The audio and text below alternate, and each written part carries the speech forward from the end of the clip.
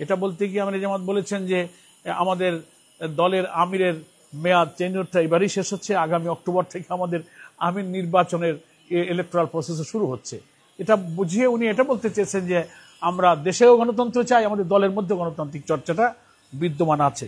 শিক্ষা ব্যবস্থাকে নৈতিকতা, মোরালিটি, উৎপাদনমুখী, টেকনিক্যাল, কারিগরি, দক্ষতা, বৈষয়িক, মানবিক সব দিক থেকে একটা নাগরিক যোগ্য হতে পারে এমন শিক্ষা ব্যবস্থা আমরা প্রোভাইড করব। প্রথমে আমির জামাত যে অসুস্থতার পর, অপারেশনের পরে সুস্থ হয়ে তিনি এই সাক্ষাতে এসেছেন, সেই শারীরিক খোঁজখবর তিনি নিয়েছেন এবং আমির জামাতকে দেখে ওনারা অত্যন্ত সন্তুষ্ট এবং সন্তোষ প্রকাশ করেছেন যে তিনি এখন ভালো আছেন এবং তিনি কাজের জন্য ফিট হয়েছেন শারীরিকভাবে। এ ব্যাপারে আমির জামাতকে তারা ধন্যবাদ জানিয়েছেন। 2008 সাল থেকে ইউরোপিয়ান ইউনিয়নের পক্ষ থেকে এদেশের ইলেকশনগুলো বিশেষভাবে মনিটর করা হচ্ছে, সেই ইতিহাস ওনারা তুলে ধরেছেন এবং বাংলাদেশের পক্ষ থেকে ইউরোপিয়ান ইউনিয়নের এই ইলেকশন অবজারভেশন টিমকে দাওয়াত দেওয়া হয়েছে এবং ওনারা বাংলাদেশের 64টি জেলায় আগামী নির্বাচনে পর্যবেক্ষণ করতে চান। আমির জামাত প্রশ্ন করেছেন আপনারা কি সারা দেশে কিভাবে অবজার্ভ করবেন। ওনারা বলেছেন যে আমরা প্রত্যেকটি জেলায় একজন প্রতিনিধি পাঠাবো আর একটা টিম সব জায়গায় তারা মুভ করবেন, এভাবেই ওনারা করবেন এবং নির্বাচনের পর তাদের ইলেকশন অবজারভেশনের ব্যাপারে ডিটেলস খুঁটিনাটি একটা রিপোর্ট তারা জাতির সামনে, দেশবাসীর সামনে পেশ করবেন। এবং ওনারা বলেছেন যে আমরা নির্বাচন পর্যবেক্ষণের ক্ষেত্রে আমরা প্রফেশনালিজম, তারপর হচ্ছে একেবারে নিউট্রাল এবং ফ্রি ফেয়ার ইলেকশনের জন্য আমরা পেশাদারিত্বের সঙ্গে এই নির্বাচনগুলো পর্যবেক্ষণ করব। এবং আমির জামাত বলেছেন যে শুধু আপনারা ইলেকশন অবজারভেশন করবেন এটা আমরা চাই না, আমাদের নির্বাচন সুষ্ঠু, গ্রহণযোগ্য, নিরপেক্ষ করার জন্য প্রয়োজনীয় টেকনিক্যাল সাপোর্ট আপনারা দেবেন, কারিগরি সহযোগিতা যেন আপনারা দিতে পারেন সেটাও আমির জামাত এই ডেলিগেশনের কাছে তারা অনুরোধ জানিয়েছেন। প্রসঙ্গক্রমে বাংলাদেশে গণতন্ত্রের চর্চার প্রসঙ্গ আলোচনা এসেছে।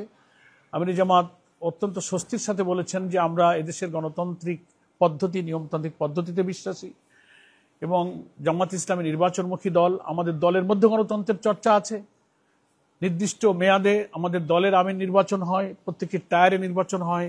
এটা বলতে গিয়ে আমির জামাত বলেছেন যে আমাদের দলের আমিরের মেয়াদ টেনিউরটা এবারই শেষ হচ্ছে, আগামী অক্টোবর থেকে আমাদের আমির নির্বাচনের ইলেকট্রাল প্রসেস শুরু হচ্ছে। এটা বুঝিয়ে উনি এটা বলতে চেয়েছেন যে আমরা দেশেও গণতন্ত্র চাই, আমাদের দলের মধ্যে গণতান্ত্রিক চর্চাটা বিদ্যমান আছে। তারা জানতে চেয়েছে জামাত ইসলামী নির্বাচনে প্রার্থী বাছাই প্রক্রিয়া কিভাবে করে, আপনারা কতটা করেছেন। সেটা আমাদের যে নির্দিষ্ট পদ্ধতি আছে যে আমরা একেবারে দলের গ্রাসরুট থেকে মতামত নিয়েছে যে আমরা একদিকে দলের ভেতরে গ্রহণযোগ্যতা, আবার পাবলিকের কাছে গ্রহণযোগ্যতা, দুইটাকে মিলিয়ে প্রার্থী বাছাই করি। এই প্রার্থী সিলেকশনের সিস্টেম সম্পর্কে আমির জামাত তাদেরকে অবহিত করেছেন। প্রবাসীদের ভোট সম্পর্কে, ভোটাধিকার প্রয়োগের পদ্ধতি সম্পর্কে ওনারা জানতে চেয়েছেন। বাংলাদেশ জামাত ইসলামীর সম্মানিত আমির বলেছেন যে বাংলাদেশ জামাত ইসলামী সর্বপ্রথম আমাদের প্রবাসী 1 কোটির বেশি ভোটারের ভোটাধিকারের প্রশ্ন তুলেছে এবং আমরা অ্যাকর্ডিংলি ইলেকশন কমিশনে লিখিত দাবি করেছি এবং শেষ পর্যন্ত নির্বাচন কমিশন এবং সরকার এই প্রস্তাব অ্যাকসেপ্ট করেছেন এবং প্রবাসীরা যেন ভোট দিতে পারে সেই প্রক্রিয়া অলরেডি ইলেকশন কমিশন শুরু করেছেন। ওনারা জানতে চেয়েছেন জামাত ইসলামী ইলেকশনের ব্যাপারে আগামী দিনে রাষ্ট্রের দায়িত্ব হাতে পেলে তাদের মূল এজেন্ডাটা কি হবে। আমির জামাত 3টা কথা বলেছেন। আমরা এদেশের শিক্ষা ব্যবস্থাকে নৈতিকতা, মোরালিটি, উৎপাদনমুখী, টেকনিক্যাল, কারিগরি, দক্ষতা, বৈষয়িক, মানবিক সব দিক থেকে একটা নাগরিক যোগ্য হতে পারে এমন শিক্ষা ব্যবস্থা আমরা প্রোভাইড করব। আমরা করাপশন ফ্রি সোসাইটি, সমাজের সর্বস্তরে দুর্নীতি চেপে বসেছে, আমাদের হাতে রাষ্ট্রের দায়িত্ব আসলে আমরা দুর্নীতিমুক্ত একটা সমাজ গড়ব। আর আমির জামাত বলেছেন যে সোশ্যাল জাস্টিস, সামাজিক ন্যায় বিচারের দারুণ সংকট আমাদের এই সমাজে। এই প্রসঙ্গে তুলতে গিয়ে বিগত 15 বছরের ফ্যাসিস্ট রিজিমের প্রসঙ্গ তিনি এনেছেন, কিভাবে মানুষ ডিপ্রাইভড হয়েছে, অধিকার বঞ্চিত হয়েছে, তারা নির্যাতিত হয়েছে, ভিন্ন মতের উপরে জুলুম হয়েছে, জামাত ইসলামীর অফিস বন্ধ করা হয়েছে, নেতাদের গ্রেফতার করা হয়েছে এবং আমির জামাত সহ আমরা অনেকে কারাগারে ছিলাম, ওনারা স্মরণ করেছেন যে 23 সালে ইলেকশন অবজারভেশনের জন্য ওনারা এসেছিলেন, তখন আমির জামাত বলেছেন তখন তো আমরা কারাগারেই ছিলাম, আমাদের পক্ষে আমি নিজে সহ আমির জামাত আমরা কারাগারে ছিলাম, সেটা আমির জামাত বলেছেন। এবং আমাদের পক্ষে আমাদের ডেপুটি আমির ডক্টর তাহের এই ডেলিগেশনের সঙ্গে দেখা করেছিলেন, সেই স্মৃতিটাও তিনি স্মরণ করেছেন।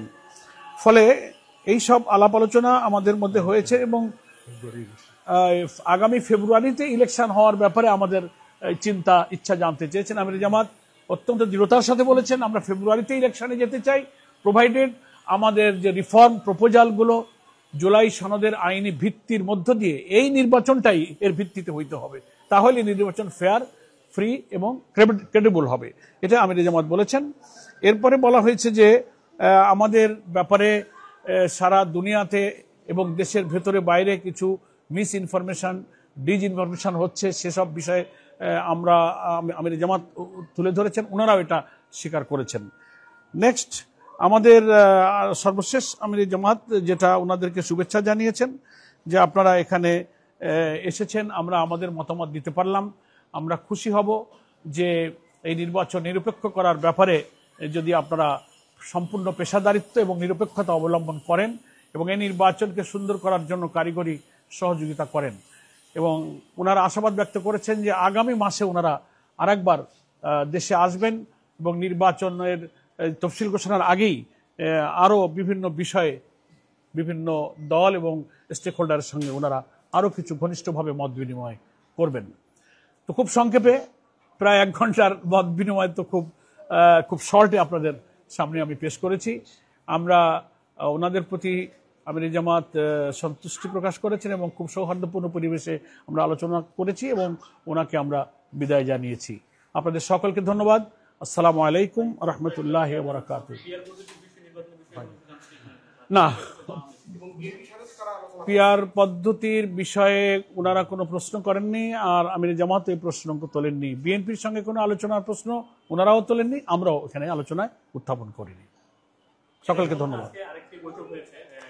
হ্যাঁ, সেটা আমাদের স্পেনের রাষ্ট্রদূত এসেছিলেন, তাদের সঙ্গেও আমাদের যা এগুলো বললাম এই জাতীয় আলোচনায় ওখানে ওনাদের সঙ্গে স্থান পেয়েছে।